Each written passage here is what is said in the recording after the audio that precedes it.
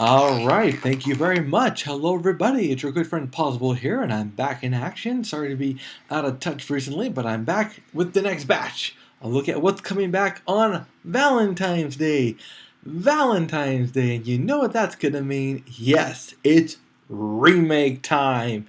But before we get into those, I decided to start us off with the one movie that doesn't appear to be a remake that I know of so far. Oh, and by the way, if you hear the little construction in the background, I do apologize. They're building Pozzible land as we speak. All right, first off, we got The Winter's Tale with Colin Farrell as he plays a burglar who breaks into a lady's house as she's dying, but later on, and a few centuries later, they meet up again in New York. He has to save her because he has the gift of reincarnation. You know, there are some movies that make you go, what? And there are some movies that make you go, oh. And this is one of those movies you go, what? Because here we were getting this, right? It's a love story, so it's going to take place in, that time period, long time ago. I think it's like France or something. And then, poof, we're in modern day New York. And I don't agree with what the blurb on Internet Movie Database called it. I don't believe that this is reincarnation because the guy doesn't exactly get reborn. He just shows up in New York all of a sudden, like we all do, after a few hundred years of not knowing where we were or what's been happening, stuff like that. So the movie itself, I think, takes fantasy way too far. And I'm going to give this movie a pass. I don't think it's going to be worthy. But you know what? A lot more love stories coming up. And don't get me wrong, you guys know how I feel about love stories. If you've been with me any length of time, seen any of my stuff, you know how I feel about love stories. So next up, Endless Love, which is a remake of Endless Love. Basically you have which is almost a remake of Romeo and Juliet, or it might as well have been. Here you got the normal everyday cliches. You've got the rich girl who falls in love for the poor guy, or the average guy. The guy has a dark past that the father's discovered. And that was the part that ultimately killed this movie for me.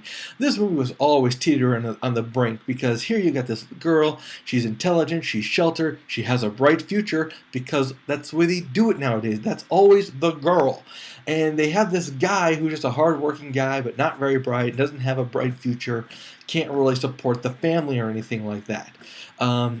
The one part that killed me was in the trailers. The father shows her his past, his police record. And she's like, you've been, looking up on us? Yeah, sweetheart, that's what fathers do. I don't know what you've been thinking, especially a father that shelters his daughter the way that this guy has. You would expect that of him. The fact that she didn't, kind of like, oh, you gotta be kidding me. Of course, that's the funny part. He's the bad guy. The father's the bad guy because he's been trying to protect his daughter, whereas the police record that he shows his daughter means nothing to her because she's so in love. Young, dumb love is what they should have called this movie. As you can tell, I'm too old for that now. Next up, About Last Night?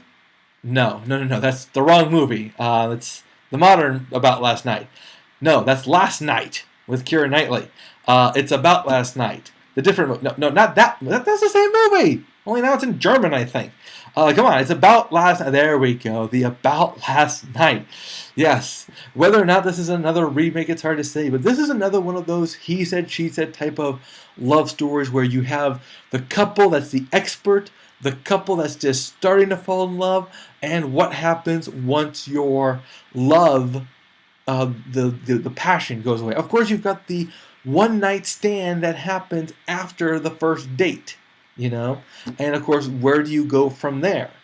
And it's supposed to be a comedy. That was the problem I had with this one. I watched the trailers. I did not laugh at all. Was really very annoyed by this movie. As I was watching it, I was just kind of rubbing my head, praying for the trailer to be over. I can't imagine sitting through 90 minutes of this stuff. It's stuff we've already seen before a dozen times. You can't tell me that you cannot count the cliches as the trailer goes forward. That said, I recommend a drinking game. Basically, you pull up some shots before the movie starts, and every time you see a cliche, everybody takes a drink. Speaking of remakes, we've had the love affair, but now it's time for the ultimate love story when it comes to Valentine's Day. RoboCop. Exactly. What could be better than a man who dies and becomes a cyborg? That's what Winter's Tale is missing. See, Colin Farrell just seems to come back into modern day New York when he should have came back as a cyborg. Then people would have watched it. Remakes abound, and this is not going to be any exception. So we got your classic RoboCop franchise coming back. Of all the movies, this is the only movie that gets a see it from me. You know, you can't really go that much wrong. Though they can. I hope they don't. So RoboCop is now a Cylon. You know, he's got the little eye in front. I'm not surprised he doesn't go back and forth. Woo, woo, woo.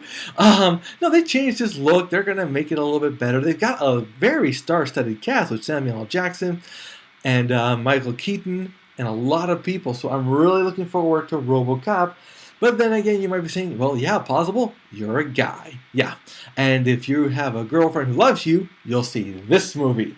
If you have a girlfriend who doesn't love you, you'll see the other movies. Or, better yet, don't see a movie at all. Why not just spend some time together? Learn to converse again and enjoy yourselves. Well, guys, that's it for me today. We'll see you at the theaters.